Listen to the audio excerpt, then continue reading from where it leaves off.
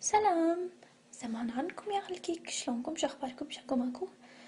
ما أعرف أنا شبيني، أنا يوم مسخرة ما أعرف أحكي. المهم بس حبيت أقول لكم إنه أنا موجودة، حسابي ما متهكر ودائما أتابعكم كلكم.